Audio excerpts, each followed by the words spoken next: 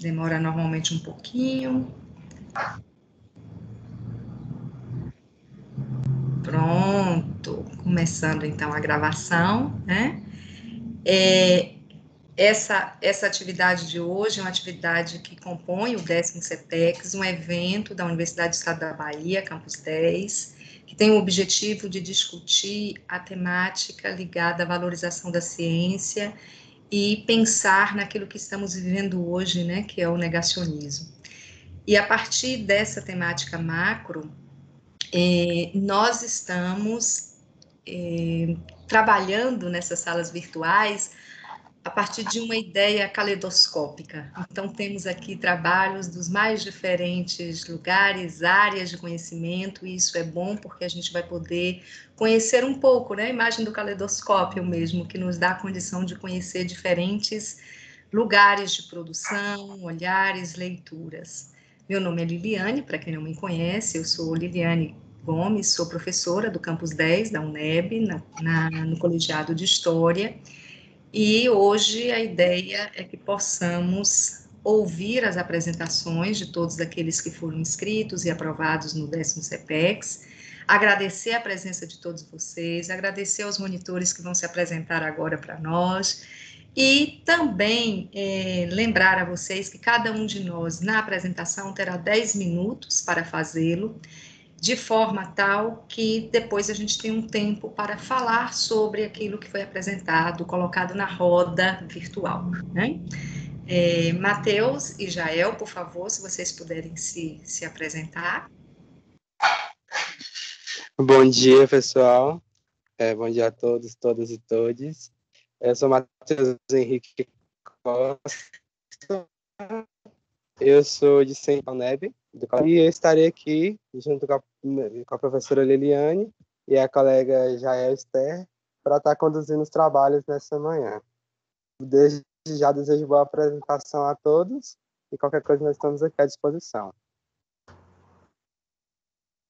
Bom dia a todos, todas. Meu nome é Jael Esther. Estarei com você como monitora, junto com o colega Matheus e a professora Liliana. Sou docente do curso Português Literatura e eu desejo boas apresentações a todos e a todas.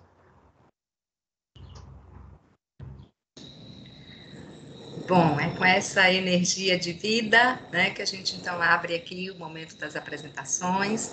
Quem quiser utilizar a apresentação com slide, fique à vontade, com vídeo, dentro daquele tempo de 10 minutos. A Adrícia está conosco e é a primeira pessoa convidada para fazer a apresentação, né? A Adrícia vai apresentar o tema Efeitos do exercício para a redução de fatores de risco relacionados ao diabetes mellitus, prescrições e recomendações de treinamento. Então, Adrícia, a fala é sua, seja bem-vinda. Bom dia, eu vou estar compartilhando aqui os meus slides, só um minutinho.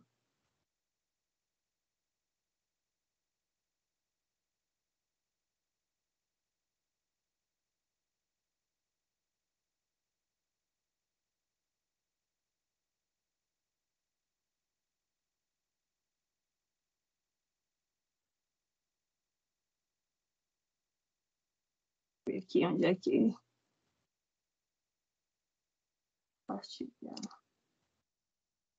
Adrícia, você quer que algum de nós lhe avise quando tiver faltando uns 2 minutos para terminar? Como é para você? É bom. É bom? Acho que minha apresentação vai ser curta, mas na hora que a gente está apresentando, pode... Deixa eu só encontrar aqui nos artigos. Você... Acho que é melhor visualmente, né? Mostrar aqui para você 2 minutos. Pode ser? A gente faz Pode ser. Pode ser? Então tá bom. Uhum. Eu só estou procurando aqui onde é que eu compartilho aqui a tela. Tem uma setinha, achou, Adrícia? É porque esse aparelho é novo e aí eu estou perdida aqui. Eu achei que a parte de compartilhar a tela, mas não está indo para a opção. Não está aparecendo aí, tá? Não, né? Não.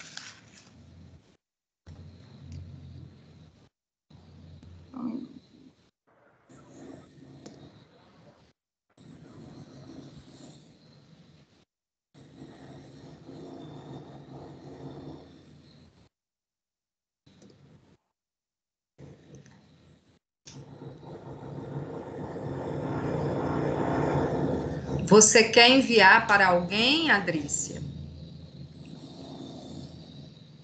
Tem alguém aí que eu possa enviar e compartilhar para mim, que tenha mais habilidade? Eu compartilho aqui.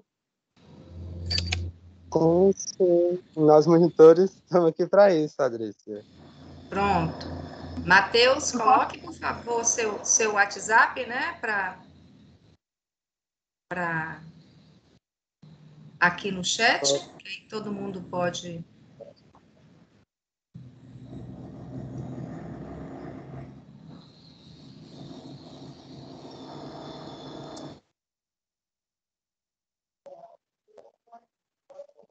Coloquei aqui.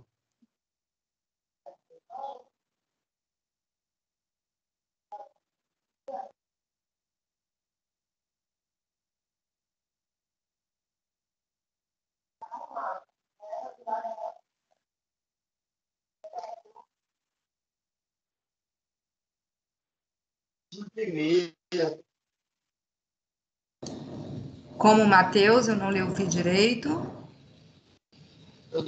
Coloquei aqui no chat. Já chegou aí? Não, aqui não apareceu, não.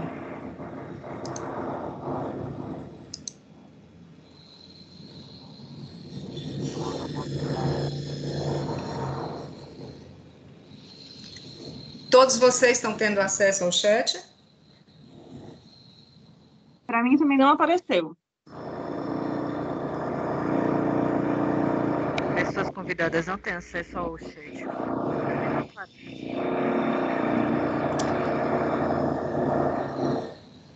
Agora apareceu.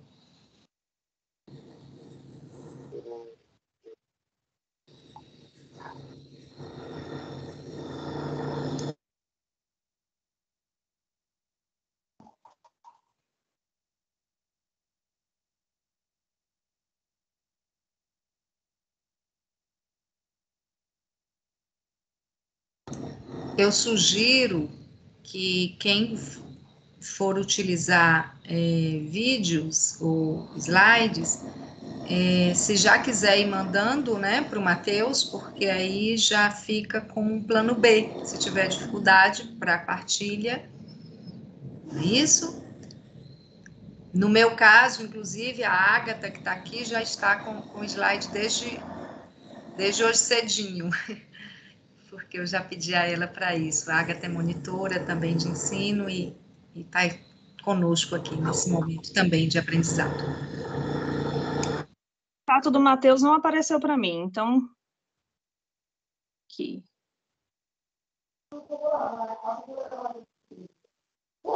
Eu vou tentar apresentar sem os slides. Adrícia, Nossa, você não conseguiu acessar o chat, Adrícia? Eu acredito que o chat está disponível só para os membros da equipe que está falando aqui, não para a gente, que é ouvinte. Certo. Então, Adrícia, vamos lá. Você pode anotar aí o número? Anota aí. Pronto. Anotem, por favor. 73 9 9918 9918 21 31.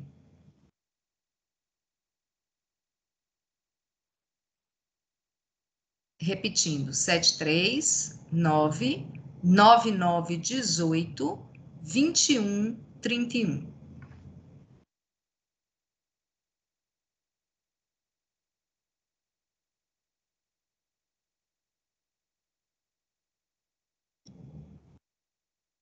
E o mantra vai dar certo, ok?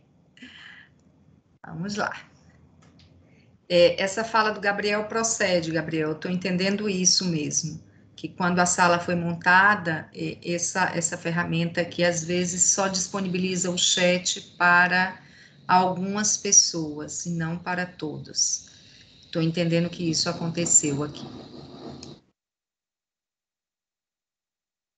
Mas nada que impeça que a gente realize o trabalho que a gente tem por objetivo fazer.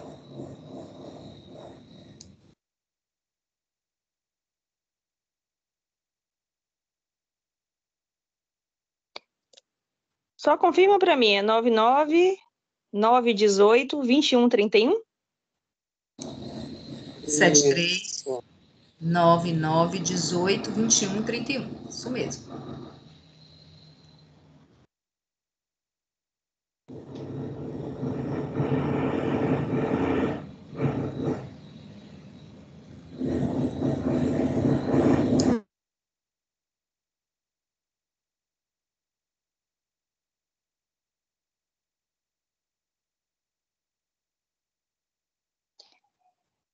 No meu não apareceu aqui o WhatsApp nesse número. Não sei por quê.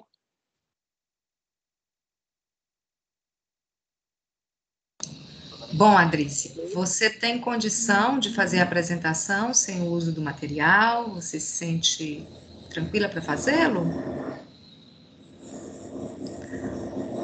Ou você quer tentar um novo número aqui? Então, o outro vai mostrar a apresentação. Como? Se tiver um outro número que eu possa salvar aqui. Agatha, eu vou passar seu número, certo? Tranquilo. Por favor, o número da Agatha. 73, o 9, né? 9829 6438. Ô, Liliane, eu acho que poderia, enquanto ela ajeitava, poderia ir a próxima pessoa. Aí ela ia se ajeitando. Quando ela terminar, só troca, né? Perfeito. Eu acho que porque nós teremos uma mesa às 10, a minha preocupação, né? Com certeza. Faz sentido, Verdade. sim. Vamos sim, Luzene. Obrigada acho que a pela gente sugestão. poderia caminhar assim, né? E aí a gente vai ajudando aí, se precisar. Viu? Isso mesmo. Obrigada, Luzene. Só checando aqui, a colega conseguiu anotar um número ou outro que eu falei, não conseguiu? Consegui, já encaminhei para ela. Tá, ok. Vai dar certo. Então, vamos lá. Gabriel, você pode fazer a apresentação? Sim, vamos tentar aqui no compartilhamento. Vai dar certo. Vocês estão vendo? Sim, Gabriel. Deixa eu só perguntar para vocês, eu vou ampliar. Deixa eu ampliar aqui. Quando eu mudo o slide, vocês conseguem ver? Sim. Tá bom. Deixa eu só cronometrar aqui para dar tudo certo. Bom dia para todo mundo. Meu nome é Gabriel Costa. Eu sou licenciado em História pela Universidade Federal Rural do Rio de Janeiro. E hoje eu faço parte do programa de pós-graduação em Educação, Contextos Contemporâneos e Demandas Populares também da Rural. Primeiro quero agradecer à organização, aos tutores, à professora Liliane, a todos os companheiros e companheiras. Hoje eu apresento uma pesquisa que é resultado da minha monografia, do resultado da pesquisa monográfica. O título dessa pesquisa é Ensino de História Local, uma reflexão sobre as legislações educacionais dos estados brasileiros. Eu dei uma mudada no título daquilo que originalmente era na monografia, porque lá eu trabalho com um contexto mais amplo de história local. Essa pesquisa foi orientada pela professora doutora Maria Angélica da Gama Cabral Coutinho, que é do Departamento de Teoria, Planejamento e Ensino também da Rural. Essa pesquisa que eu desenvolvi e as minhas ações no PPG Edu, que tem financiamento da CAPES e também são orientadas pela professora Maria Angélica do DTPE. Pensar a história local, eu sei que a Liliane deu uma olhada, fez mestrado em História Regional na UNEB, a UNEB tem uma especificidade nesse campo. Pensar a história local é sempre complexo para a gente que é de história, quem trabalha muito com história local na educação. Porque muitas vezes a gente associa a história local a um recorte geográfico, histórico, cultural.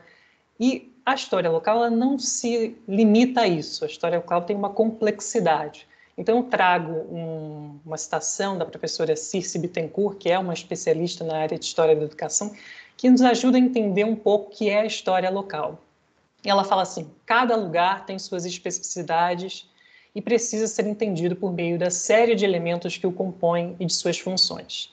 Não se trata, portanto, ao se proporem conteúdos escolares da história local, de entendê-los apenas na história do presente ou de determinado passado, mas de procurar identificar a dinâmica do lugar, as transformações do espaço e articular esse processo às relações externas a outros lugares. Portanto, a história local é um termo muito complexo, tem que levar em conta a história, a política, a cultura, a economia, são várias dinâmicas que dão sentido ao que é local. Minha pesquisa é identificar todas as legislações de 1990 até 2019, é uma pesquisa muito ampla que eu fiz na monografia, nos estados brasileiros que regem e instituem ensino de história local. Essa pesquisa ela se dá num processo extremamente complexo, porque cada Assembleia Legislativa do Brasil tem um modelo, uma forma de legislar e tem um modelo e uma forma de guardar, reservar as suas leis nos seus repositórios institucionais. Então, eu fiz uma busca a partir da história digital nos repositórios das assembleias, fiz um mapeamento no Brasil para identificar quais estados, que regiões têm maior ou menor grau e tendência de ter legislações, fiz uma organização temporal dessas legislações e observando também os objetivos dessas legislações, porque não adianta fazer uma lei, ela tem que ter um sentido.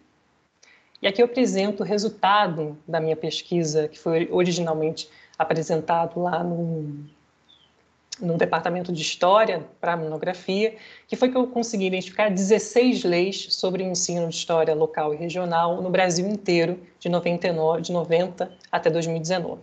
São 11 estados da federação com legislações, definindo assim 40,74%. Então, grande parte dos estados, uma significativa parte, pensando que história local é um tema muito específico da área de educação, determinaram no seu processo legislativo legislações para isso. E o Christian Laville, que é um educador canadense, ele fala sobre isso. E faço aqui a citação de um texto dele que ele diz assim: é interessante notar quanto interesse, quanta vigilância e quantas intervenções o ensino de história suscita nos mais altos níveis. A história é certamente a única disciplina escolar que recebe intervenções diretas dos altos dirigentes e a consideração ativa dos parlamentos. Isso mostra quão importante é ela para o poder.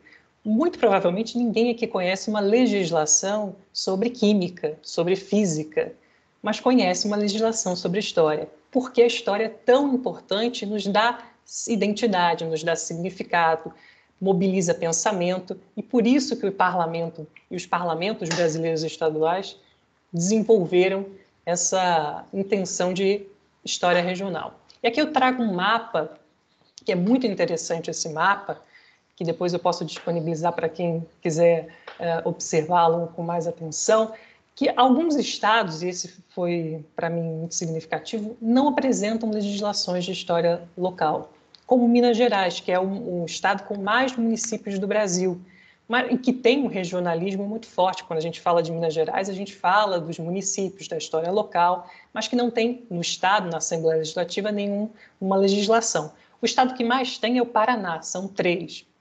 2 legislações é Pará, Piauí e Roraima. Uma legislação, o Acre, o Amapá, Goiás, Mato Grosso do Sul, Mato Grosso, Pernambuco e Rondônia. E não tem nenhuma legislação são os demais estados, Alagoas, Bahia, Ceará, Espírito Santo, Maranhão, Minas Gerais, Paraíba, Rio de Janeiro, Rio Grande do Sul, Santa Catarina, São Paulo, Sergipe, Tocantins e o Distrito Federal. Aqui eu trago um mapeamento regionalizado das legislações, o que ele nos indica, que a região sudeste não tem nenhuma legislação. Isso é muito significativo, porque a região sudeste ela se acha o centro da história brasileira, então para ela não tem sentido muito fazer legislações de história local. Isso se dá muito em São Paulo, no Rio. A historiografia, quem é da área de história sabe que a gente se acha muito o centro, como as pessoas dizem, o centro da história brasileira, o que não é verdade, o que há um regionalismo brasileiro muito forte. E aqui tem esse mapeamento. E aqui eu trago uma marca temporal para associar essas legislações à realidade brasileira nacional. De 90 a 99 são 7 legislações, a gente tem um aumento da década de 2000, 9 legislações, e aí em 2010, 2019, um decênio, nós não temos nenhuma legislação. E isso dialoga com a política nacional, isso é muito interessante. Em 90, na década de 90, a gente tem a LDB, e lá na LDB, numa parte dela, vai dizer assim, que o currículo nacional tem que existir, mas com uma complementariedade de assuntos regionais. E aí os legisladores estaduais vão fazer legislações de 90 até 2009. Em 2009 acontece uma coisa muito interessante, que é o novo Enem e o SISU, que são programas que democratizaram, facilitaram a inserção de todos nós na universidade, mas, ao mesmo tempo, para a gente da história, ele nacionalizou o programa, o conteúdo, porque uma prova para todo o Brasil, não temos uma prova para a Bahia, uma prova para Roraima, uma prova para o Rio de Janeiro, levando em consideração as especificidades de cada um. E aqui tem um pouco dos objetivos, eu sei que o tempo já está acabando, faltam 2 minutos, mas vai dar para fechar. Essas legislações, elas pensam história local muito na lógica que eu falei, recortando. Então, 62% das leis falam sobre o ensino de história do Estado, 6% da história dos municípios, 13% instituem a história local nos concursos públicos e 19% instituem o localismo nas legislações. É preciso pensar, o Gonçalves Neto fala sobre isso, que a lei não corresponde à realidade da escola, mas ela é uma interessante porta de entrada para compreender a categoria de análise na história da educação brasileira. Eu trouxe alguns exemplos de legislações que nos fazem pensar como a história local está sendo pensada pelos legisladores.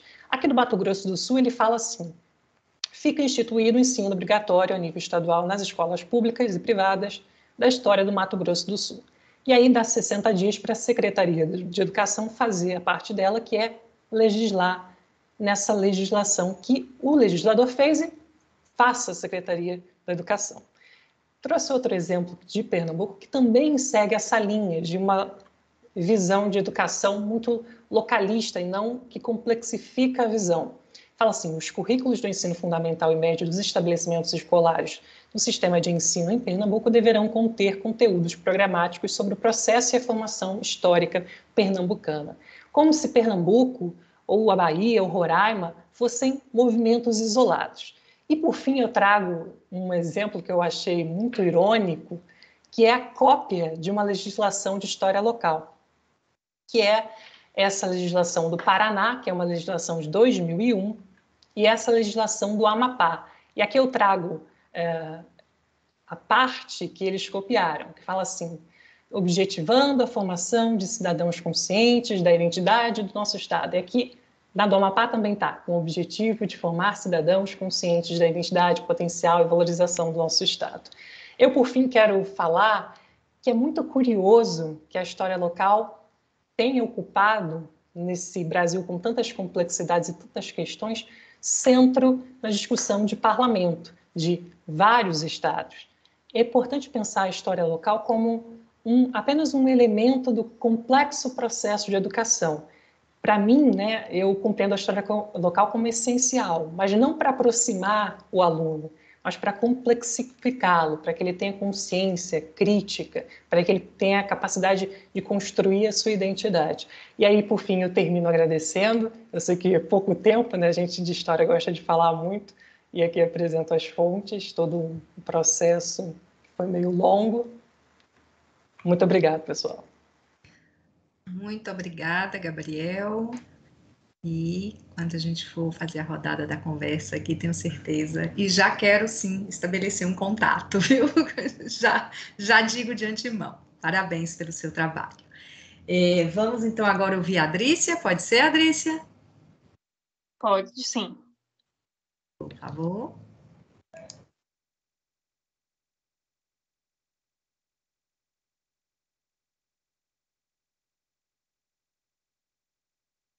Então, prazer, bom dia. Eu sou a Adrícia, sou graduanda do 4º período de Educação Física, Departamento de Educação da UNEB, Campus 10.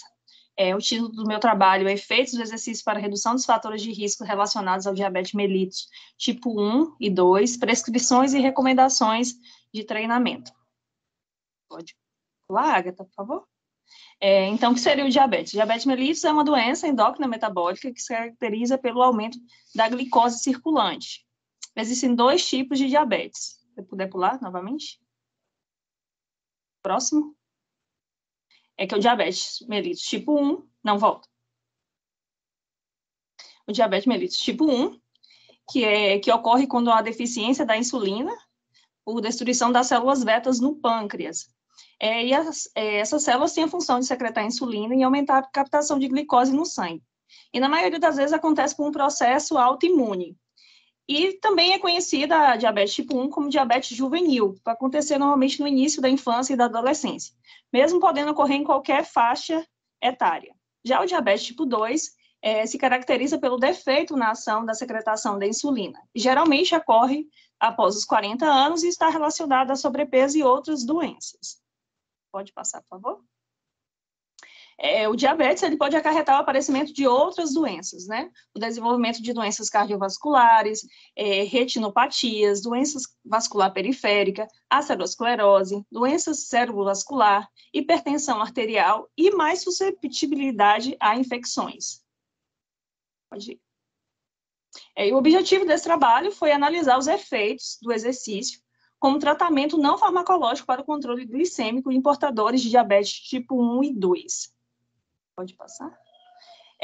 E o questionamento que norteou foi de que maneira o exercício, qual a intensidade, qual o volume do treinamento pode contribuir para o controle e a redução dos fatores de risco associados à doença.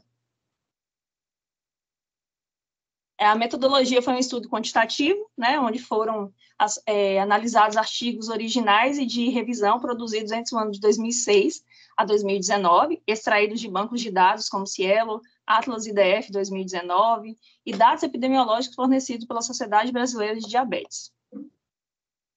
A justificativa desse estudo foi o crescente número de portadores de diabetes no Brasil, que é em torno de 16,8 milhões, e sendo a maior causa de mortes em 2017. E além da gente saber que nesse momento de pandemia também, um dos agravantes, né, das pessoas com coronavírus foi os portadores de diabetes, então é um estudo bem relevante pela interferência nos fatores de risco e alto índice de mortalidade entre os portadores. Pode passar. E a conclusão desse estudo foi que indivíduos com diabetes tipo 1 apresentam melhor sensibilidade induzida pelo exercício dinâmico. Na verdade, a indicação para os diabéticos tipo 1 são exercícios como natação, caminhada e bicicleta, são os mais indicados para os diabéticos. Pode passar? Que os efeitos são induzidos por várias adaptações, que aumento da densidade capilar, aumento da expressão e translocação do GLUT4 para a membrana plasmática, aumento das fibras musculares mais sensíveis à ação insulínica. Pode passar? Alterações na composição do sarcolema, aumento da atividade enzimática, glicolíticas e oxidativas, e aumento da atividade do glicogênio sintetase. Durante o exercício, o músculo vai necessitar de mais glicogênio, então vai haver uma queima maior, né, vai ser absorvido, tirado do sangue, para compor ali a musculatura, para manter o exercício. Lógico que existe uma preocupação, aqui no estudo, consequentemente, a gente vai abordar isso, da preocupação com a hipoglicemia, que é muito comum pós-exercício. Então, existe todo um cuidado, o exercício não pode ser prescrito de qualquer forma para um diabético por conta dos fatores de risco, como doenças vasculares periféricas, né? Então, o calçado, existem várias recomendações de intensidade, de volume, que não pode ser deixado de lado na hora da prescrição do exercício. Pode passar. E foi verificado, né, que após 18 semanas de treinamento por meio de exercício como bicicleta, de 2 a 3 vezes por semana, durante 30 minutos, houve um ganho, 65% da função endotelial. A função endotelial é ali a musculatura, né, dentro das veias. que é normalmente defeituosa nos diabéticos. O que causa, na maioria, amputação nos portadores de diabetes, por conta dessa deficiência. Pode passar? Em diabetes tipo 2, a prática regular do exercício físico podem resultar na redução de 10 a 20% da hemoglobina glicolizada e também melhorar o transporte de oxigênio pela corrente sanguínea. Apresentou também uma melhora dos sistemas cardiorrespiratórios, redução do perfil lipídico e controle da obesidade, que são fatores normalmente associados ao diabéticos tipo 2. Pode passar? E as recomendações por faixa etária. Crianças e adolescentes devem praticar de 60 minutos de atividade em intensidade moderada a vigorosa, pelo menos 3 vezes por semana. Pode passar? Já adultos, ao menos 150 minutos de atividades aeróbicas, entre 50% e 80% da frequência cardíaca máxima, 3 vezes por semana. E indivíduos jovens com condicionamento, as recomendações são durações mais curtas, de 75 minutos de intensidade vigorosa ou treinamento intervalado. Obrigada. Muito, muito obrigada, Adrícia. Temos muito o que aprender nesse universo, dos nossos cuidados. Muita coisa importante aí na sua fala. Muito obrigada. Parabéns pela sua pesquisa, pelo seu trabalho. O Renato Farias e Carlos Luiz Pereira estão na sala? Renato Farias de Jesus, Carlos Luiz Pereira. Não? Então, agora eu vou apresentar, espero que eles possam chegar, que o Renato e o Carlos possam chegar. Ágata, você pode abrir a apresentação, por favor, para mim? E eu vou pedir ao Matheus para controlar meu tempo, quando faltar 2 minutos, tá? Por favor. Primeiro, dizer que essa apresentação é uma experiência que eu tive na condição de docente. Então, é um relato de experiência e o título é Estágio Curricular Supervisionado em Tempos de Pandemia da Covid-19. Colheita de flores no impossível chão. Por favor, Ágata. A passagem dos slides pode ser assim que eu for terminando, viu, Ágata? Fala. Esse componente, estágio curricular supervisionado 3, pressupõe que os estudantes atuem em espaços não escolares, acessando diferentes tipos de documentos que dialoguem com a história regional e local do extremo sul da Bahia. E aí, pensando, vou pegar um gancho com a fala do Gabriel, pensando na complexidade que isso é para além desse recorte espacial. Então, é acessar documentos que dialoguem com a complexidade do campo da economia, da cultura, da política, que, portanto, está linkado com uma história macro também. Ok? Vamos lá? Ágata? Pode passar, Ágata.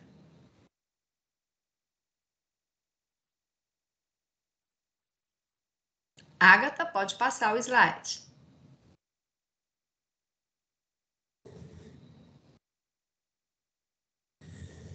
Bom, eu não sei o que houve aí. O slide travou, Ágata? Se for isso, não tem problema. A gente vai de outra forma aí, não vai ficar para vocês a passagem, mas vamos lá. Eu vou continuar aqui, independente da passagem aí, eu não sei. Ágata, acho que teve algum problema. Mas vamos nessa, gente. No meu percurso como professora, eu já trabalhei com esse componente em outros momentos sem pandemia.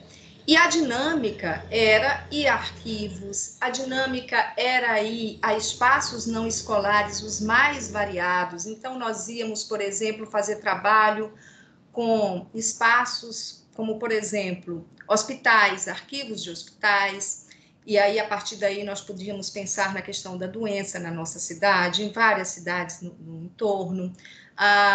Fazíamos trabalhos em orfanatos, como é que esses documentos eram cuidados lá. Os estudantes viam na necessidade do trato daquele documento, até para que esses documentos pudessem ser devidamente organizados e pudessem ter uma vida útil melhor e pudessem ser acessados por um número maior de pessoas. Então, era mais ou menos essa a dinâmica que nós tínhamos e que precisou ser transformada no tempo da pandemia. Havia um eixo fundamental dentro do nosso fazer. Esse eixo era dividir o componente em 3 pilares que estavam imbricados. Um primeiro momento de leitura, de discussões, um segundo momento em que os estudantes iam a campo, faziam observação, conversavam, percebiam o que podiam fazer. Um terceiro momento, imbricado nesse segundo, na verdade, que era a produção de projetos e depois a socialização daquilo que foi feito, não só na universidade, mas também junto à comunidade que foi acessada, né? Aquele grupo que foi acessado. Então, havia esses 3 momentos aí. Eu estou utilizando aqui os slides só para o tempo, né? Não sei o que houve aí com a Ágata, mas vamos lá. Espero que esteja claro aí para vocês.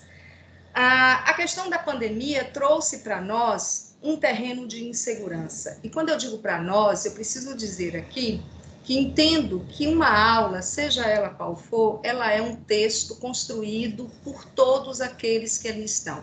Então, eu como professora e todos os estudantes. E nós entramos para esse estágio curricular supervisionado 3, nesse universo virtual, sabendo que era novo para todos nós. Isso nos fez parceiros, isso nos fez cúmplices, digamos assim, certo? No sentido de que nós sabíamos que era novo, que era um desafio e que precisávamos buscar fazer com qualidade dentro daquilo que significava possibilidade de preservação da vida também, ou seja, no universo virtual. E aí nós fomos fazer de que maneira? Primeira coisa, no nosso colegiado nós tínhamos e temos poucos professores, então eu estava sozinha, nós não pudemos fazer nesse momento divisão com o professor. Então, diante dessa realidade, nós fomos buscar um outro caminho. Qual foi o caminho? A interdisciplinaridade. Fiz parceria, portanto, com a colega Gislaine, e nós fizemos a parceria do componente de estágio com o componente de Cultura Documental e Patrimonial 2 e Laboratório do Ensino de História 8. Então, aí a gente já se fortalece enquanto caminhar, né, de mãos dadas, enquanto um grupo que está diante deste desafio. E aí, como é que a gente vai buscar essa atuação desses estudantes? Em espaços não escolares e de forma virtual. Nós fomos acolhidos aqui na cidade, no entorno, por 4 espaços. Tem pessoas aqui que não são da cidade, mas vamos lá. Um espaço que nos acolheu foi um site, que é o site Tirabanha, inclusive um site que é organizado por um egresso do Colegiado de História. Eu aconselho que vocês acessem esse site. E o Espaço Cultural da Paz, que é um espaço que existe aqui na cidade de Teixeira de Freitas há muitos anos e que diz da nossa história. E aí, na nossa história, no que diz respeito a questões políticas, no que diz respeito à questão da política cultural desse país, né? No sentido de possibilidade de ruptura com aquilo que, por muitas vezes, é colocado como regra, né? O Espaço Cultural da Paz rompe com isso e fala de vida, e fala de cuidado, e fala de sensibilidade no campo das artes. Um outro espaço que nos acolheu é um espaço da cidade de Caravelas, o Movimento Cultural Artimanha. E também um espaço que tem uma inserção, e aqui eu quero fazer uma ponte, né, com essa história do regional. O Espaço Cultural Artimanha está localizado em Caravelas, mas tem uma inserção que dá-se não só na região de Caravelas, nem na região do extremo sul da Bahia. É um espaço que dialoga com a produção cultural no país. E o Projeto Cultural Dona Flora, em Alcobaça, que tem também uma atividade, aí sim, mais voltada para a comunidade local da cidade.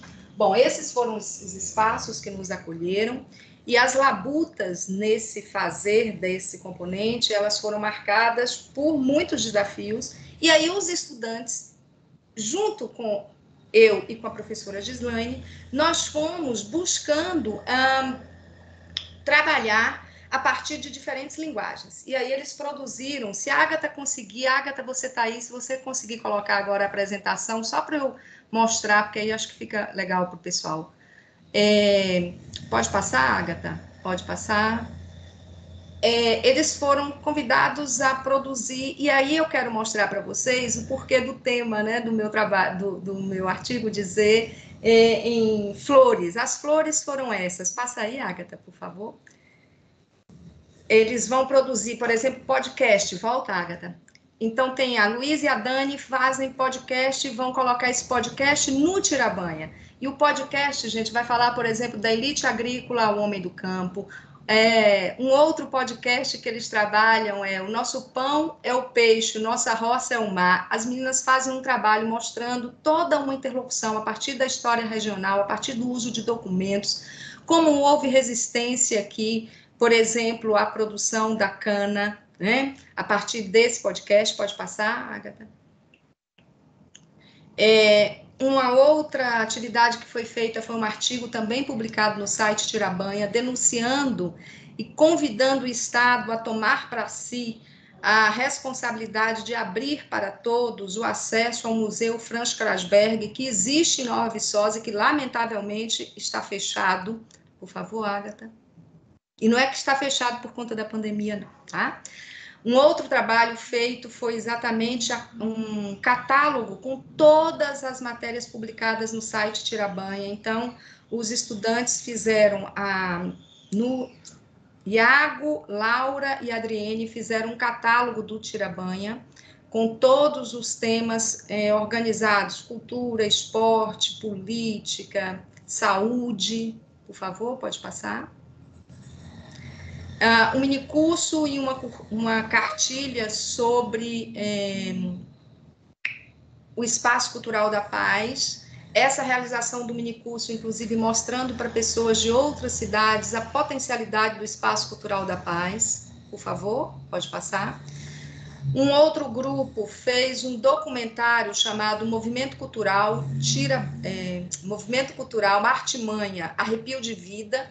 Esse documentário de aproximadamente 1 hora, ele foi apresentado, socializado, portanto, naquele eixo que eu falava, né, de ir buscar os documentos, acessar, produzir a partir desses documentos e socializá-los. Isso foi feito. É um documentário que foi feito e não está ainda disponibilizado porque há ajustes, inclusive indicados pelos próprios membros do Espaço Cultural Artimanha. E, por último, já terminando aqui, porque eu sei do tempo, a produção de cartilhas sobre o Espaço Cultural Dona Flora. Então, uma cartilha que explica o que é o espaço e uma cartilha para o Espaço Cultural Dona Flora, já que os estudantes perceberam que eles têm muito material, principalmente de partituras, que estavam acomodados de maneira que corriam o risco de se perderem. Então, isso também foi uma das produções. Daí está, por exemplo, algumas das flores que nós colhemos, e as flores, principalmente, foi a vida possibilitada para os estudantes que produziram e para as professoras, tanto para mim quanto para a Gislaine, que estavam no processo de produção desse fazer. Muito obrigada.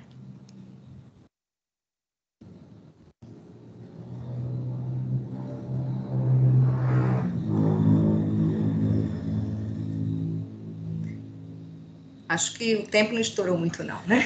Eu fiquei aqui preocupada. Vamos lá. Nós temos agora... Ok. Vamos agora aqui, seguindo.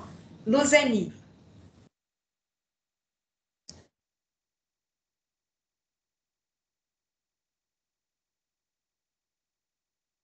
Estou me organizando aqui, um minutinho. Tive que mudar aqui, meu computador não reiniciou. Então, bom dia a todos e a todas. É uma alegria, né, a gente partilhar deste momento de produção do conhecimento, principalmente em tempos de negacionismo, né, da ciência, né? Então, dizer que esse lugar é um lugar muito significativo para mim, principalmente vindo dos nossos alunos, né, dos nossos professores aqui do curso, a gente conhecer os trabalhos, aquilo que está sendo produzido pelos nossos pares, né? Então, eu sou Luzeni, sou professora aqui do Campus 10, né? Aqui, olha, Liliane, aqui, né? Como se nós estivéssemos na presencialidade do Campus 10. Estou coordenadora do curso de pedagogia, estou coordenadora da comissão de estágio supervisionado do Campus 10 e sou professora de estágio, né? Sou professora, e eu também, assim, a experiência que eu trago guarda muitas similaridades com Liliane, né? Nós somos professores de estágio, temos aí constantemente nos encontrado, né, nesses espaços de discussão, né? E a experiência que eu trago, eu não trouxe nenhum slide, eu só quis mesmo falar, até falta de tempo mesmo, viu? Não foi nem outro fator. É um estágio remoto em educação infantil no curso de pedagogia, né? Primeiro, a gente dizer, né, qual foi a nossa opção em fazer esse estágio com os nossos alunos. Porque desde novembro do ano passado, a Rede Municipal de Teixeira de Freitas está trabalhando de forma remota. Então, os professores da educação básica não pararam, né?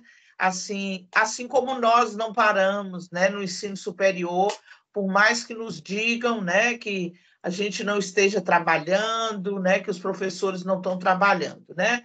Nós é que bem sabemos, os olhos inchados, né? Os óculos que não dão conta, né? Mas, né, o cansaço físico e mental, né? Perdemos nosso tempo, aquele que nós já não tínhamos. Então, nós fizemos uma opção de, ao invés de ficar do lado de fora da janela, dizendo o que criticando, né, também, de certa forma, né, os professores, ouvindo como se a gente escuta os fuxicos, né? Estão trabalhando assim dessa forma. Nós nos desafiamos a ir para essas salas virtuais junto com esses professores, né? E foi um caminho bem longo, porque nós começamos as aulas em abril, não foi, Liliane? O semestre nós começamos em abril, né? Para mim parece. E desde janeiro, para vocês terem uma ideia, a gente começou a tecer esse estágio, uns 3 meses antes, fazendo contato com a Secretaria de Educação, com os coordenadores pedagógicos, com a coordenação do núcleo de apoio, né? Para enxergarmos a possibilidade. E aí, esses contatos foram feitos, principalmente eu na condição de coordenadora de colegiado, para ver se a gente ofereceria o componente, né? Então, a gente viu os caminhos, né? A gente dialogou com a turma antes, falando dos desafios, dialogamos no colegiado e dialogamos na comissão de estágio, né? Então, foi um diálogo muito construído coletivamente até chegar nesse estágio, né? Então, essa experiência ela foi vivenciada toda de forma remota, né, por 28 graduandos do curso de pedagogia, no 6º período. No curso de pedagogia, nós temos 3, né, uma formatação curricular. Nessa que está em andamento, mas há tempo, nós temos 3 estágios. Um é em espaços não escolares, um é em educação infantil e outra nos anos iniciais. Então, essa experiência foi vivenciada na educação infantil, num componente chamado pesquisa e estágio em educação infantil. Então, o estágio, né, ele tem um dos primeiros, um dos seus focos, né, exatamente experienciar a docência, né, em espaços escolares, não escolares, né? E, nesse caso, foi a docência, a aproximação com a educação infantil.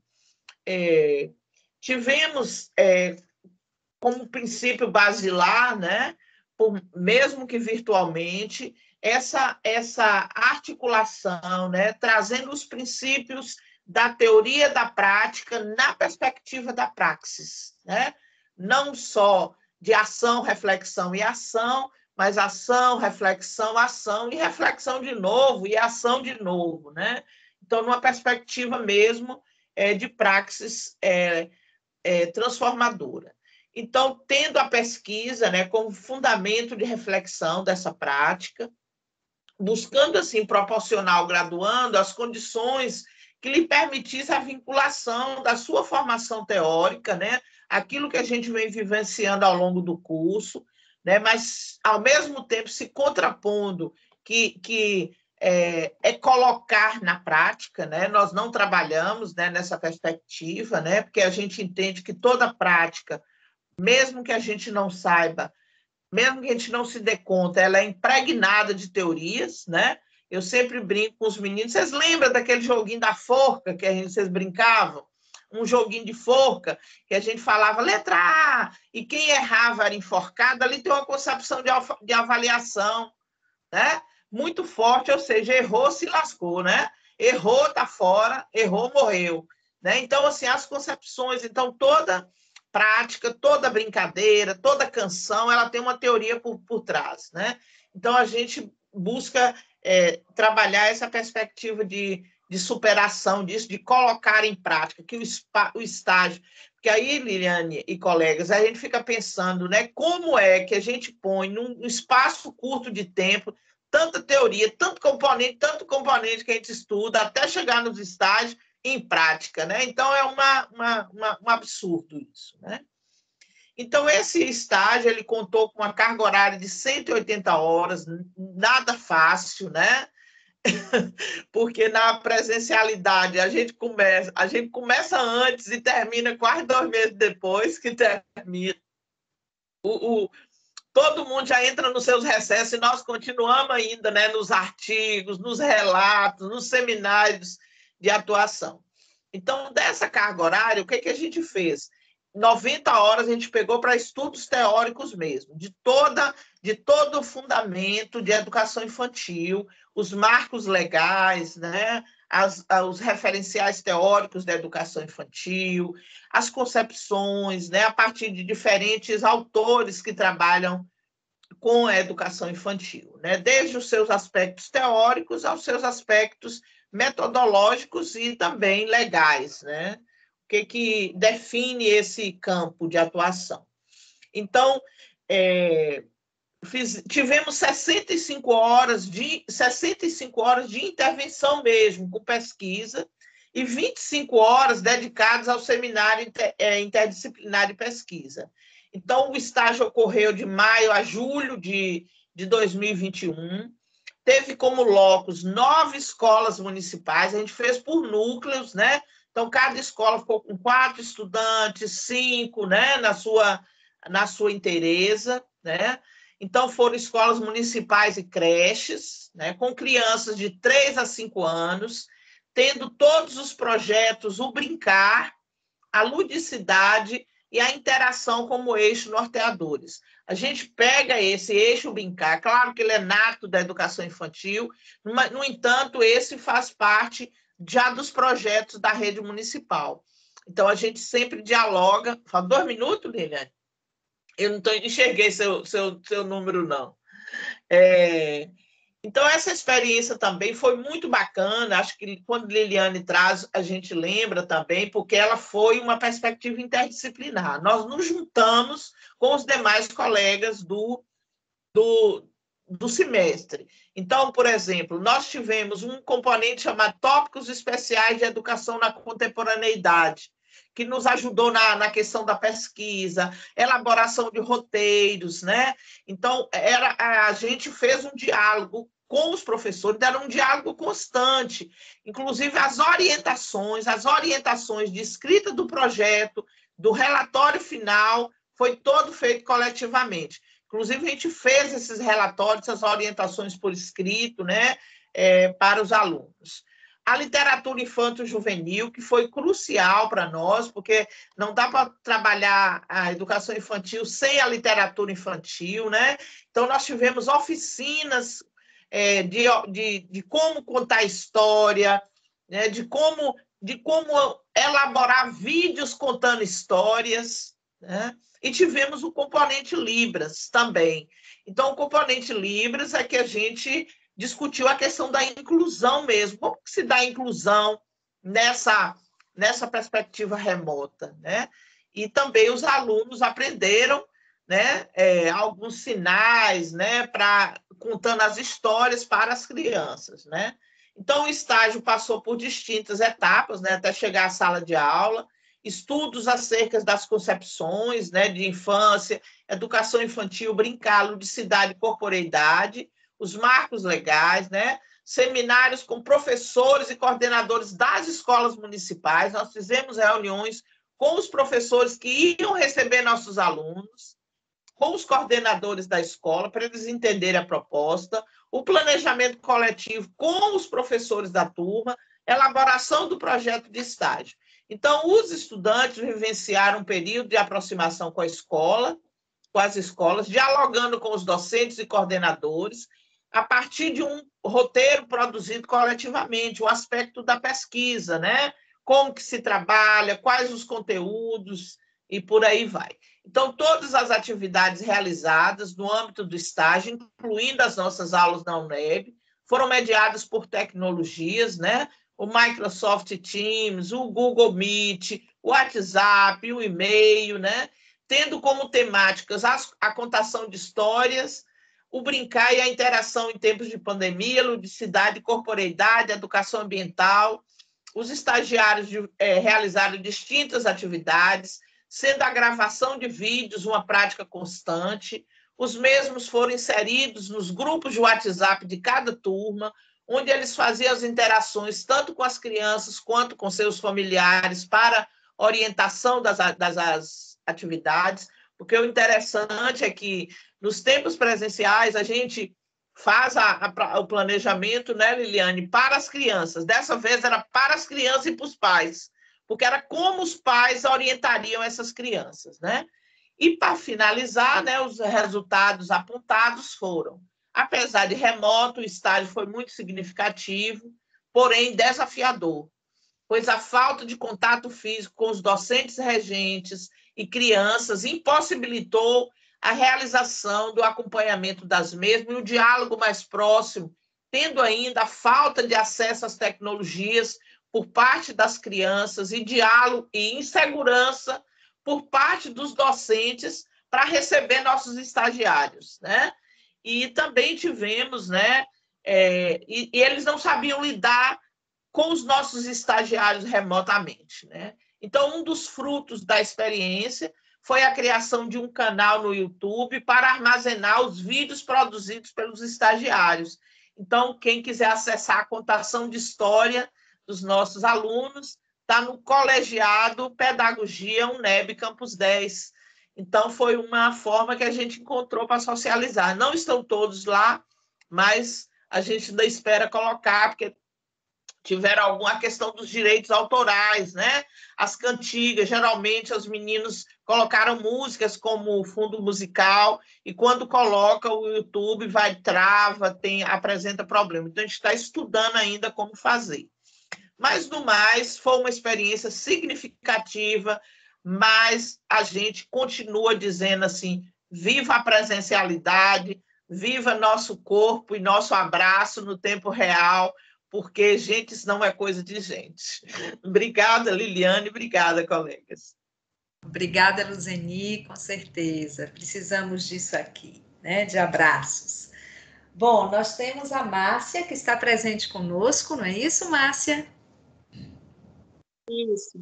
Você que vai apresentar, né, um trabalho coletivo, mas quem vai apresentar é você, correto? Eu e a Maria Vigilina. Ah, sim. Então, sejam muito bem-vindas, com vocês. Obrigada. Pode aumentar. Bom dia, nós vamos apresentar o trabalho Estratégias Metodológicas para o Ensino de Biologia Celular e Molecular do Ensino Médio, uma revisão sistemática. As autoras são Maria Vigilina, Márcia Carmo, nós somos estudantes de Biologia, a mestre Nayane Oliveira e a professora Tarsila Macena. Pode passar.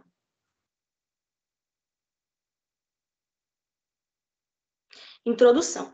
O ensino da citologia concentra-se em vários aspectos da aprendizagem do ramo da ciência, sendo considerado um campo abstrato que existem métodos e estratégias que incentivaram a contextualização. O ensino de biologia no Brasil, apesar dos avanços nas propostas curriculares, ainda requer uma solução de vários problemas na relação do ensino-aprendizagem nas escolas. O aprendizado de biologia ele deve permitir a compreensão de que a ciência ela não tem uma resposta definitiva para tudo, sendo uma das suas características a possibilidade dela ser questionada e de se transformar. Pode passar. O objetivo, analisar os relatos de experiência de uma estratégia didática no ensino de biologia celular e molecular nas turmas de ensino através do ensino médio, através de uma revisão sistemática da literatura. Nosso trabalho ele teve como objetivo avaliar os relatos de diferentes métodos de ensino que podem ser utilizados em sala de aula para promover o maior interesse dos alunos do ensino médio, na maioria foi o primeiro ano, na compreensão e interligação de conceitos básicos da biologia molecular e da biologia celular. Nesse estudo, predominou o ensino das organelas, os cromossomos, as células eucariontes e procariontes e o DNA. Usamos a revisão sistemática da literatura, que trata de um tipo de investigação focada na questão bem definida, que visa identificar, selecionar e avaliar e sintetizar as evidências propostas. Como nas imagens nós colocamos, para representar alguns dos métodos que foram utilizados nos trabalhos que nós pesquisamos pelos professores, como pesquisas, maquetes e aulas laboratoriais. Pode passar. Metodologia. Começamos com a pesquisa bibliográfica e no Google Acadêmico nós colocamos palavras-chave para encontrar trabalhos que tivessem o tema proposto por nós. Aí colocamos as palavras-chave: ensino, aprendizagem, biologia celular e biologia molecular. Armazenamento das referências adquiridas. Nossa seleção inicial, nós criamos o critério de inclusão e o de exclusão, e todos os trabalhos que nós encontramos, nós colocamos no Excel. Pode passar. Aqui o fluxograma da seleção dos estudos. Os artigos identificados no Google Acadêmico, usando as combinações das palavras-chave, nós encontramos 212, e aí nós usamos o critério de exclusão. Pesquisas qualitativas com base em questionários ou entrevistas, pesquisas sem aplicação de estratégias didáticas, artigos que não atendiam o público-alvo, que era o ensino médio, teses, dissertação, teses, dissertações, monografias e resumos expandidos foram excluídos. Destes 212, após a exclusão, sobraram 73. Aí, nós usamos o critério da inclusão, que eram estudos que objetivaram atender o público-alvo, que era o ensino médio, estudos que falaram sobre o ensino de biologia celular no ensino médio, e estudos que demonstraram o desenvolvimento das estratégias. Destes, sobraram 33 trabalhos. Pode passar. Desses 33 trabalhos, nós vamos apresentar aqui as estratégias metodológicas utilizadas no ensino de biologia. Dentro do conjunto de estudos analisados, foram encontradas 15 estratégias didáticas que foram aplicadas em diferentes conteúdos relacionados com a biologia celular e molecular. Aí nós podemos ver aqui na tabela que os mais utilizados pelos professores e estagiários foram os modelos didáticos, os jogos didáticos e as aulas práticas em laboratório. Pode passar, Nay. Nessa figura, nós colocamos aqui uma nuvem de palavras com as 100 palavras mais encontradas nos títulos de todos os estudos incluídos nesta revisão. Com base nessas palavras, nós vemos aqui na nuvem que as que mais foram citadas, que estão aí bem em relevo, né, que dá para vocês verem, biologia celular, molecular, ensino, aprendizagem, são as que mais aparecem em destaque. Pode passar.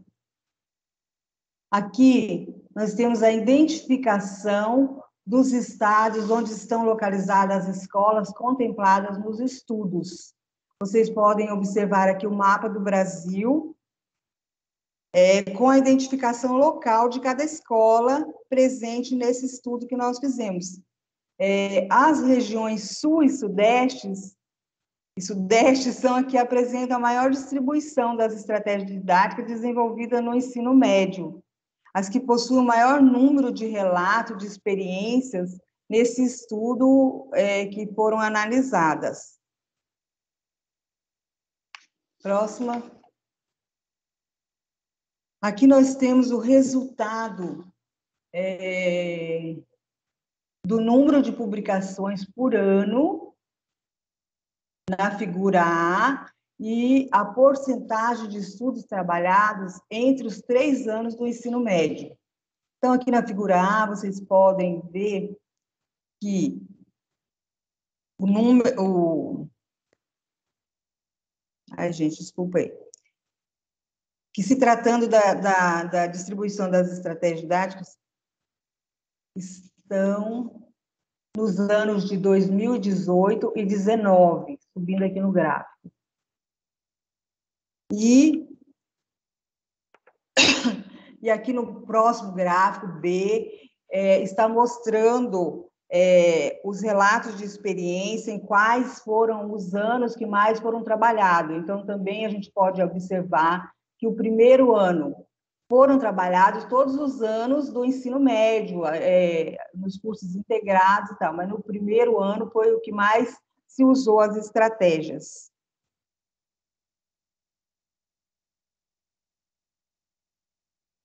Na figura aqui, nós vamos ver a distribuição das estratégias didáticas por conteúdos trabalhados em cada estado. Se tratando da distribuição das estratégias por conteúdo, nós vimos aqui que os que mais se destacaram foram divisão celular, estrutura do DNA. Além disso, os conteúdos célula animal, membrana plasmática, também apresentaram um grande número de estratégias nessa aplicação. Próximo. Discussão. A partir da análise dos estudos, percebemos que várias estratégias metodológicas estão sendo utilizadas para potencializar o ensino e aprendizagem de conteúdos dentro do âmbito da biologia celular e molecular. As escolas situadas em diferentes regiões do Brasil estão empenhadas em buscar meios aos quais possam contribuir com a construção do conhecimento científico no ensino de biologia, seja através de oficinas pedagógicas, seja através de projetos estruturantes, minicursos e entre outras modalidades que atendem o público jovem, principalmente o público do ensino médio. As estratégias metodológicas, quando abordadas em sala de aula, oferecem aos educandos capacidade de raciocínio e discussão de situações envolvendo os conceitos biológicos, bem como a compreensão e significados conceituais, por vezes complexos. As aulas práticas, recursos audiovisuais, maquetes, jogos didáticos, estão entre as metodologias consideradas pelos alunos como as mais interessantes no processo de aprendizado dos conteúdos, uma vez que essas atividades lúdicas proporcionam aos mesmos aprender fazendo, ou seja, aprender pela ação mediados pelo professor e o material de apoio necessário.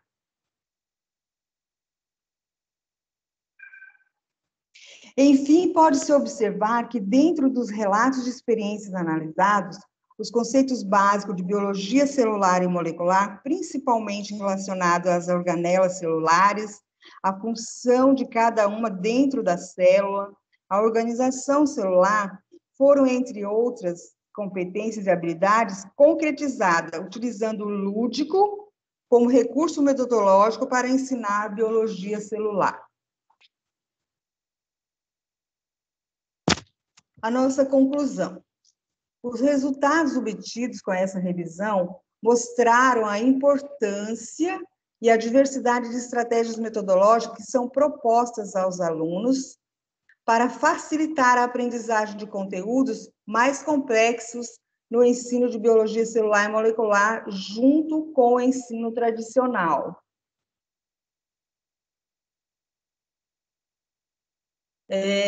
Então, agora nos resta só agradecer, né, a todos e a todas que estão aqui participando, aos organizadores do evento, a professora Liliane, a professora Tarsila, que é a nossa parceira aqui da pesquisa. Nosso muito obrigado. Obrigada a vocês, fazendo a referência aí também, né? Uma reverência a vocês. Fiquei curiosa com a coisa nessa pesquisa aqui. Bom, gente, eu olhei aqui agora os participantes e observei que nem o Renato, nem o Carlos chegaram. Sendo assim, a gente abre agora para a rodada, né, de conversa a partir das pesquisas que foram apresentadas. Eu começo agradecendo a todos e todas e todes que apresentaram, no sentido de dizer da importância que é, em tempos como o de hoje, que estejamos pesquisando, socializando saberes os mais diversos. E aí, eu tenho já algumas perguntas aqui que eu fui anotando, imagino que vocês também tenham. Então, eu gostaria de saber agora, a gente tem 30 minutos, né, para poder fazer aqui essa roda de conversa. Tem uma ferramenta, que é a ferramenta da mãozinha, que a gente pode levantar para falar, e tem também o próprio microfone. A gente está num grupo pequeno, eu tenho certeza que dá para fazer isso com qualidade e respeito. Então, tem alguém que gostaria já de fazer alguma pergunta?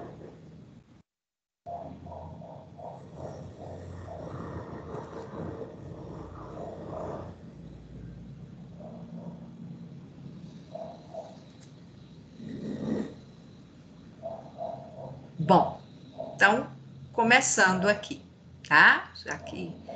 E eu vou começar a pergunta exatamente pela última apresentação, certo?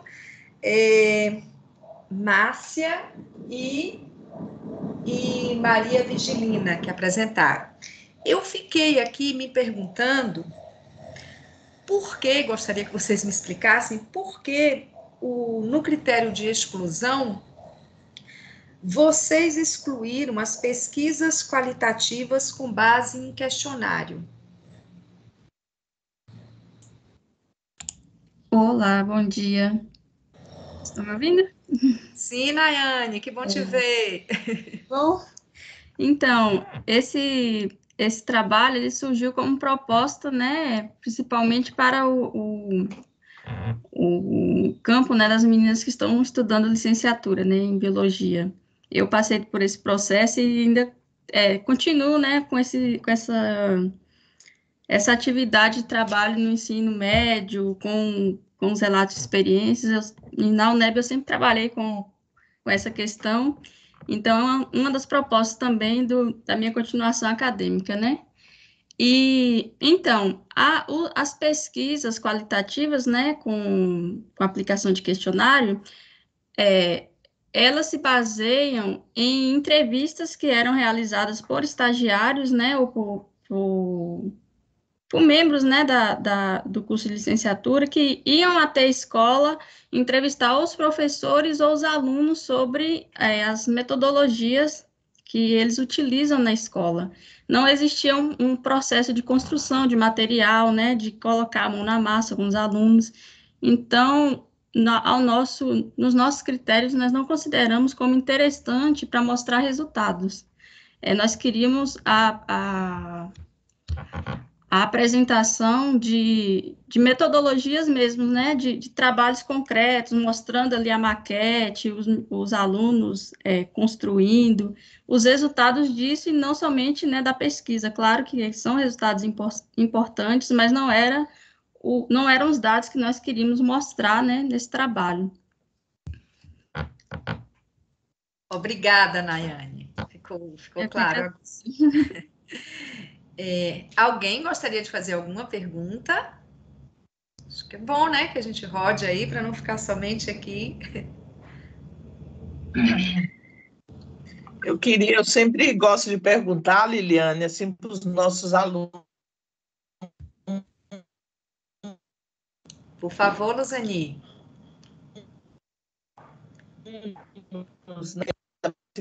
Pesquisa.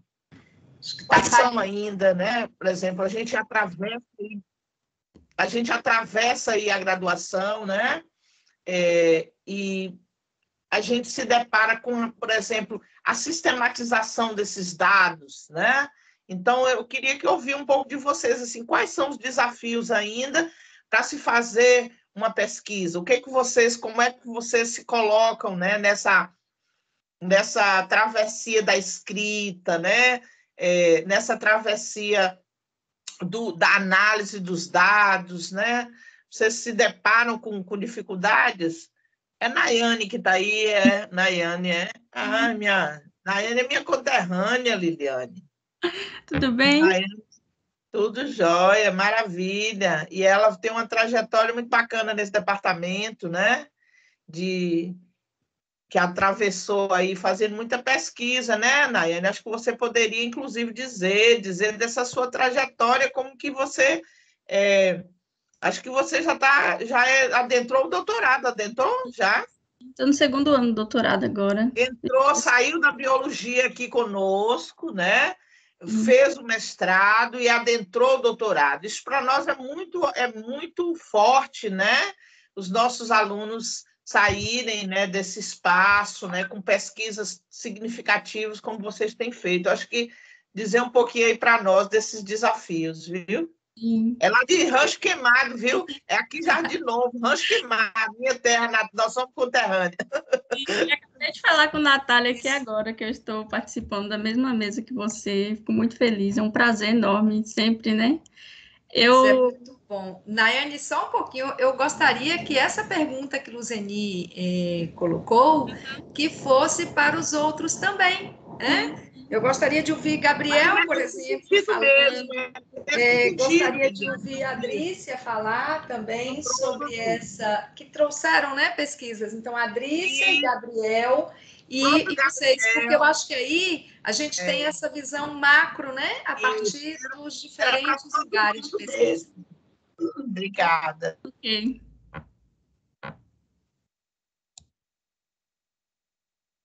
Quem começa respondendo? Eu posso começar, já que ela... A pesquisa, para mim, foi extremamente complexa, porque eu até vi que elas estão fazendo foi uma revisão de literatura, agora no mestrado eu também estou fazendo um estado da arte, que tem uma amplitude de dados muito complexa, né? Porque quando a gente trabalha, a gente não tem um recorte dado, né? Cada um constrói seu artigo, seu produto de uma maneira, quando a gente vai recolher para a gente fazer a nossa pesquisa, é muito complexo, porque a gente tem que utilizar um conjunto de metodologias extremamente distintas. O meu maior problema foi estar distante, né? Porque, como eu fiz uma pesquisa nacional, tinha que fazer uma visão de repositório institucional digital.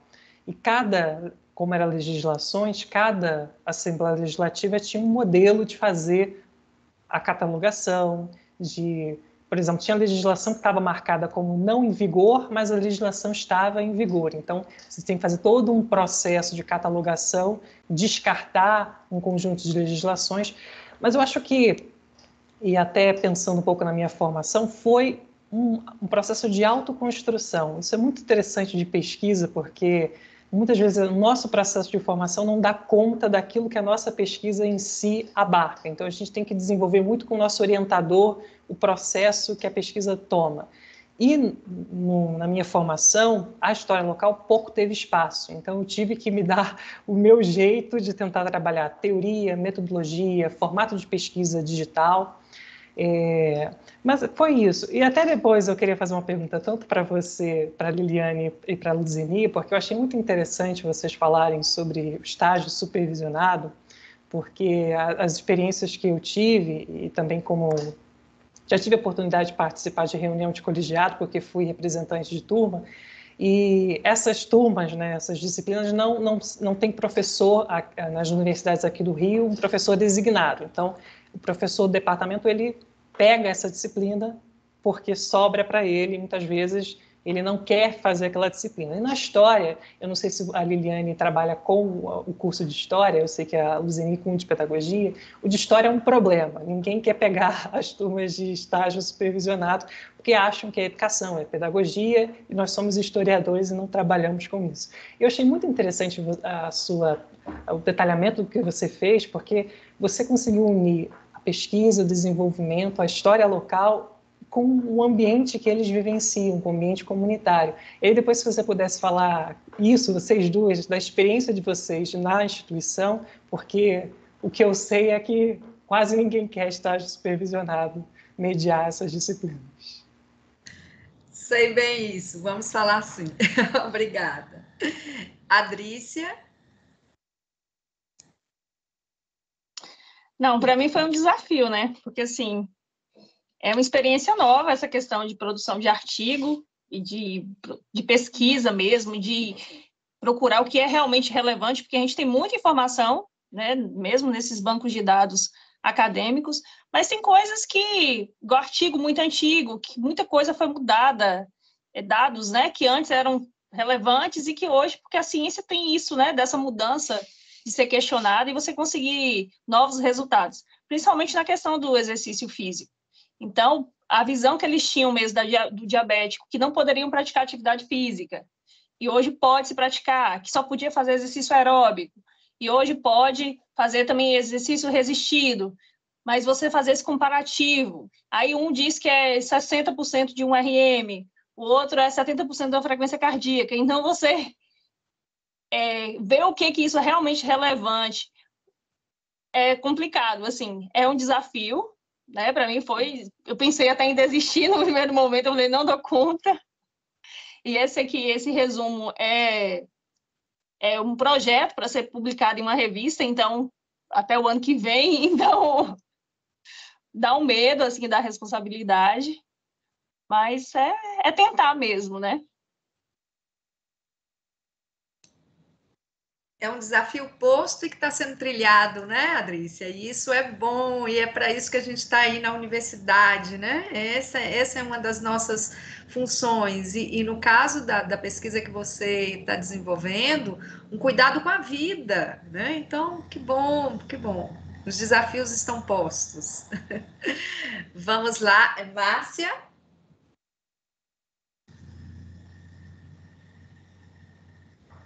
Nós tivemos também grandes desafios, tanto porque o nosso eram artigos, né, publicados. Então, no nosso primeiro momento, nós pesquisamos vários artigos, nós encontramos muitos com as palavras-chave. Aí, no primeiro momento, nós líamos o título e o resumo, e quando tivemos os critérios de inclusão, procurar mais artigos, que encontramos artigos incompletos, artigos que não atendiam o nosso público-alvo, e a nossa pesquisa teve que ser assim, mais atual, porque tinha muito projeto, muito trabalho publicado, e para a gente focar mesmo naquilo, a gente teve que ler bastante e usar bastante os critérios. Obrigada, né? E aí, quando você faz, né, a palavra desafio, pesquisa, leitura, né? Esses são os caminhos, né, da universidade e também são os encantamentos, né, gente? Eu acho que a partir daí a gente se aproxima desse universo com essa vontade, né, com esse desejo, com essa curiosidade. Eu utilizo muito, e aí eu já começo a responder a pergunta do Gabriel, a provocação, né? Que aí agora sou eu e Luzeni na roda. Eu trabalho, sim, Gabriel, no Colegiado de História, e eu utilizo muito uma frase do Paulo Miceli, né, que diz que fazer pode ser desmontar, né? E acredito nisso, e acredito na ciência como essa possibilidade, né, no campo da pesquisa. E quando você faz essa fala sobre o componente de estágio, eu preciso dizer um pouco do lugar aqui do Campus 10. Quando eu fiz o concurso, eu fiz um concurso que era, acredite, e isso é um colegiado com as dificuldades que nós temos, com poucos professores. Então, eu fiz o concurso para Brasil e estágio curricular supervisionado, certo? E esse diálogo entre esses componentes sempre pautou o meu fazer, né? Desde que eu entrei, portanto, na universidade. E acredito no espaço do estágio, porque aí preciso dizer que acredito no curso de licenciatura e no papel político do curso de licenciatura como espaço de pesquisa e de produção de conhecimento. Então, quando eu falo das experiências dos estudantes nesse componente particular de estágio supervisionado que eu coloquei aqui, a força que tem, por isso que eu usei a expressão de flores no impossível chão, a força que tem a produção, estou dizendo de mim, da minha produção, a força da produção desses estudantes. O catálogo que eles produziram pode ser utilizado por estudantes do ensino médio, do ensino fundamental, por pesquisadores de universidades dos mais diferentes espaços, para acessar elementos que são normalmente veiculados aqui na história, né, através de um site local. E aí entra numa relação, Gabriel, que você pontuou, que é essa discussão de poder. Por que a gente fala tanto em história local na nossa região, né? E por que São Paulo, os grandes centros não falam?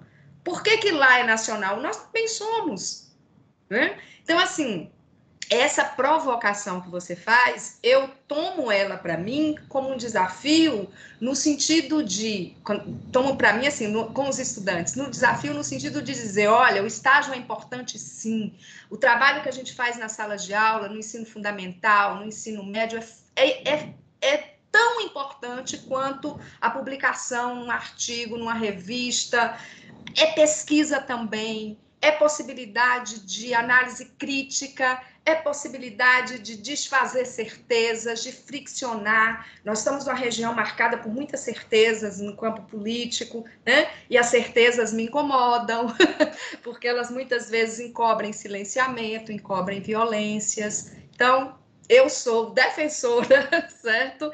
E aprendi. Quando eu fiz o concurso, e aí lhe digo, quando eu fiz o concurso, eu falei, o que tem diante de mim, né? Porque... E dentro hoje do meu fazer, eu estou na UNEB desde 2006, dentro do meu fazer eu vejo a força do estágio, sou hoje defensora do estágio como espaço de atuação de historiadores, sim. Luzeni? Pronto, estou aqui. Bem, Gabriel, obrigada pela interlocução, primeiro, né? Aqui no nosso campus, a UNEB é uma universidade multicamp. Nós somos 29 departamentos, né? Esparramado aí nessa Bahia toda, né? E nós temos, inclusive, um tratamento muito próprio do estágio. Nós temos uma comissão central na universidade e cada departamento tem uma comissão local para discutir os estágios dos diferentes cursos, e cada curso tem o seu.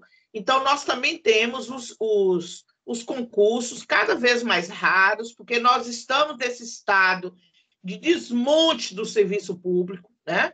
Esse estado de desmonte, não quer professor efetivo, quer esses REDA, né? Não sei aí no Rio, né, que você vem aí da Rural, né? Para mim, uma das instituições... Eu trabalho com a educação do campo, né? Trabalho com os movimentos sociais, trabalho nessa perspectiva da agroecologia, então é um campus que a gente dialoga muito em muitos espaços. Então, a gente tem tido poucos concursos, né? Aí vem uma pandemia, porque essa pandemia só lascou mais, foi principalmente com os trabalhadores, né? Aquilo que já estava ruim só piorou, né? Então, nós estamos, isso que Liliane está colocando, do professor, por exemplo, um professor de estágio, nós temos uma normativa que diz que o professor fica com até 8 alunos, né? Até 8 alunos. Isso é uma falácia, né? Assim, a gente acaba... Eu fiquei com 28, vocês viram aí, né? Claro que eu partilhei com uma companheira, mas ela teve fragilidades, né? Da Covid, perdeu o filho, né? Durante a travessia, então você acaba fazendo praticamente só, né? Então, mas por exemplo, o meu objeto de entrada na universidade é o estágio. Eu sou professora de estágio mesmo, né? Sou pedagoga, trabalho com educação do campo, educação de jovens e adultos. Eu trabalho com essas disciplinas, mas o meu objeto é esse. E não abro mão. Abro mão, brigo, chamo as pessoas, está pensando que é fácil, né? Acabei agora, estou aí na coordenação da comissão de estágio, para a gente fazer um diálogo amplo, né? Para a gente, inclusive, superar essa coisa que o estágio que coloca em prática, né? Vamos colocar em prática. Meu Deus, como diz um nordestino aqui, se, né?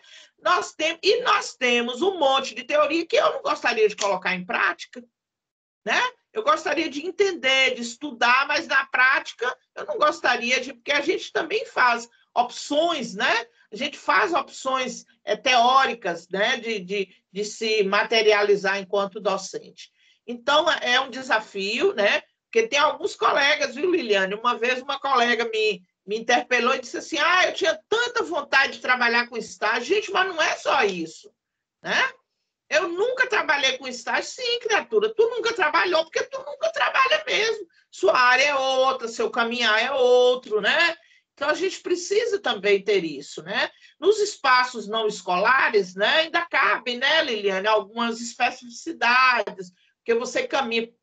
Aí eu estou olhando a história, por exemplo, aqui no curso de pedagogia, nós vamos para os asilos, para o orfanato, para o hospital. Nós tivemos um estágio fantástico no semestre anterior à pandemia, num hospital aqui, infantil de Teixeira, na UME, onde as meninas que eu orientei foram para dentro do hospital contar histórias para as crianças internadas. Foi uma coisa bem itinerante, né? Porque cada hora chegava aquele desinternava e entrava outro.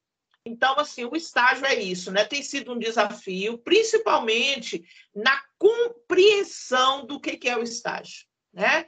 Então, na compreensão do que é fazer uma docência a partir da perspectiva da pesquisa. Ou seja, enquanto docente, eu preciso compreender estar pesquisando constantemente, né? Entender...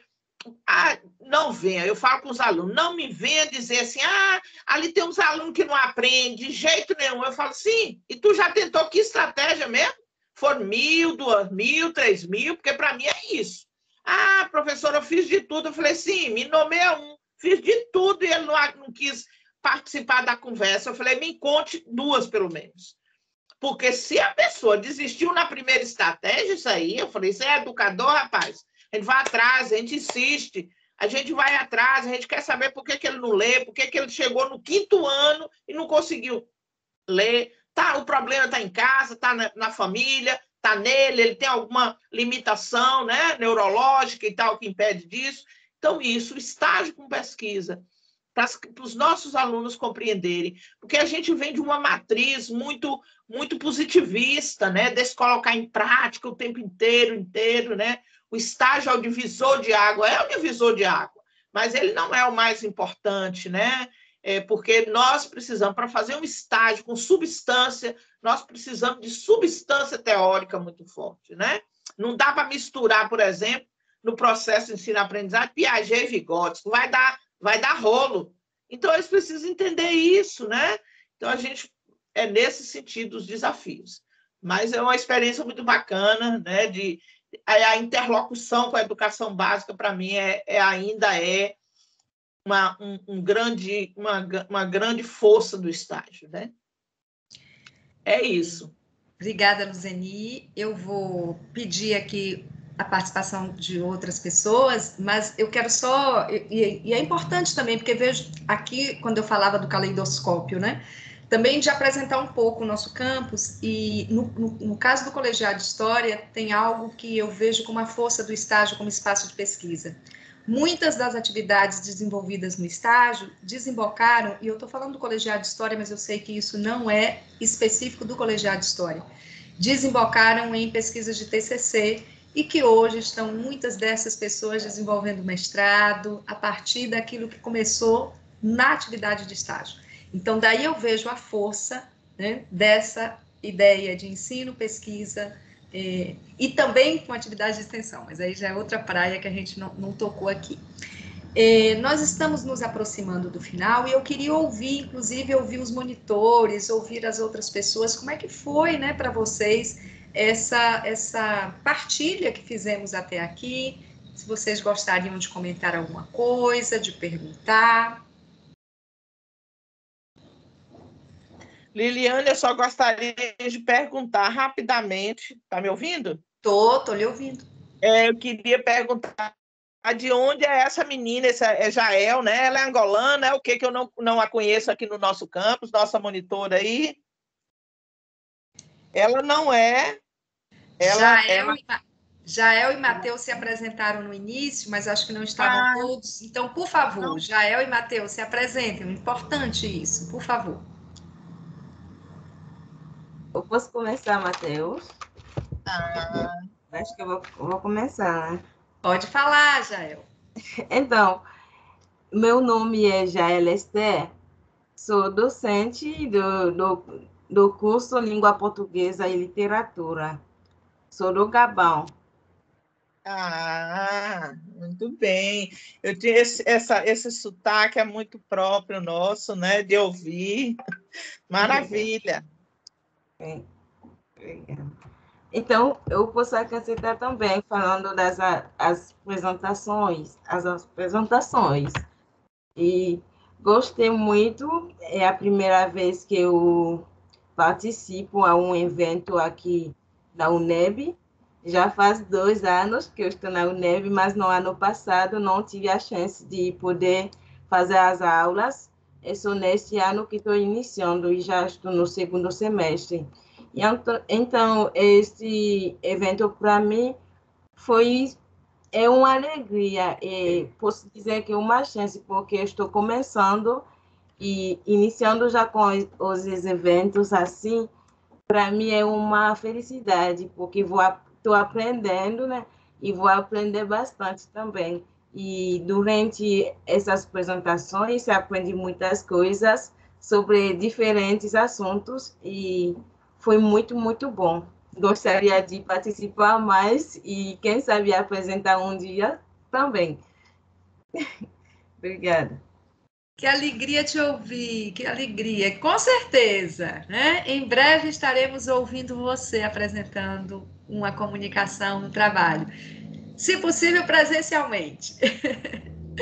Liliane, principalmente da origem dela, de onde ela vem, trazer essa experiência de lá para nós, né? Isso é muito rico, né? Para nossas experiências aqui, né? Sim. Com certeza. E quando você falava, eu me lembrei, eu usei muito a imagem hoje, é uma imagem que para mim é muito cara, muito preciosa, que é do caleidoscópio. Eu gostei muito dessa montagem da sala e parabenizo aqui a organização do CEPEX, porque nós escrevemos os nossos trabalhos para eixos, mas os eixos foram misturados na apresentação das salas virtuais. Eu observei isso mesmo. Eu gostei muito, porque aí eu vejo o caleidoscópio, quanta coisa que a gente tem para aprender com diferentes campos de pesquisa. Isso é a universidade. Universidade não é a nossa caixinha, né? Não é só a nossa área de produção de conhecimento. Olha a riqueza, olha quanta coisa que a gente sai daqui, né? Buscando. Ô, Liliane, você sabe que legal. Parabéns aí às organizadoras e organizadores do CEPEX. Diga, Luzeni, e depois Matheus. Isso que você está colocando é interessante, porque eu me lembro, agora mesmo, para esse CEPEX, eu orientei 15 artigos de residência pedagógica. Aí e eu já tinha orientado o PIBID no anterior. Aí eles, professora, Da outra vez, nós ficamos falando para nós mesmos. Então, todos os meninos, botaram todos os pibitos, tudo na mesma sala. E aí, eles ficaram dialogando com eles mesmos, ou seja, com eles que já conheciam a experiência do outro, né? Aí eu disse assim, engraçado agora que você traz isso, né? E eu não dialoguei isso com ninguém, assim, para dizer, gente, bora misturar esse povo, e eles misturaram. E foi bom, porque agora eu estou vendo que elas não ficaram nas mesmas salas, eu já tive o cuidado de olhar onde que cada um está esparramado, já acompanhei algumas apresentações, e aí agora eu estou vendo que eles vão falar com o pessoal da educação física, né, da história, né, da matemática, do inglês, então acho que isso é legal mesmo, essa misturança aí, né? A ciência possibilita isso, né? Isso é a universidade. Feliz demais com esse formato. Matheus, você pode falar agora, por favor? Posso sim. Mais uma vez, bom dia. Eu sou Matheus Henrique Costa, eu sou discente do campus 18 da UNEB, sou do colegiado de turismo, o campus de Eunápolis, né? Nós temos essa multicampia. E uma coisa que eu achei muito interessante também nesse TEDx foi isso que a professora Liliane acabou de trazer, passa isso. Igualmente, quando eu apresentei meu trabalho no primeiro dia, foi uma sala onde eu pude discutir turismo, onde tinha historiadores, tinha professores de letras, pedagogos, então foi algo muito massa, porque a gente pode ver algo como o estágio que foi dito aqui. A gente pode ter essa visão do estágio no campo da história, no campo da educação física, a gente pode ter essa pluralidade nos debates e trazer também os conhecimentos de outras áreas para agregar, às vezes, na nossa pesquisa, quando ainda está em construção e tudo mais. Eu achei muito interessante. Desde já quero parabenizar todos que apresentaram nessa manhã, foram trabalhos riquíssimos. E hoje eu vou sair daqui muito agraciado e com um conhecimento vasto sobre esse campo que eu não tinha muito conhecimento. Salve, Matheus. Obrigada. E eu já estou aqui cheia de vontade de dar um abraço em vocês, viu? De conhecer. Vamos pensar numa atividade presencial. Gente, nós temos agora que encerrar, por conta de que temos uma atividade às 10 horas, então precisamos respeitar o tempo, né, para que a gente possa ter aquele velho café, né, eu costumo brincar, né, um xixi, café, chiclete, né, sabe, aquela pausa. Eu gostaria de pedir, se vocês puderem abrir as telas para que os monitores façam um print nosso, acho que é importante também nosso registro imagético, né? Nós estamos aqui, né? E aí, assim, que os monitores façam esse print, registrem. Nós estamos encerrando, então, uma sala virtual de apresentação, num evento que eu vou agora virar aqui para ler direitinho, porque eu já falei da ideia geral, mas o nome do 10º CETEX é Necropolítica e Negacionismo, a nova cruzada dos conservadores contra a ciência e a universidade. E aí eu digo que do lado de cá e do lado daí, estamos aqui na luta para que não haja negacionismo e para que a ciência possa ocupar o lugar de vida e de respeito à vida, que nós sabemos ser fundamental. Então, obrigada a todos vocês. Parabéns para todos vocês. Obrigada, beijo grande também para vocês. Obrigada a todos, gente. Obrigado a todos. Parabéns. Obrigado, pessoal. Tchau, tchau. Gabriel, eu quero contato, viu? Vou entrar em contato aqui, descobrir tudo para a gente poder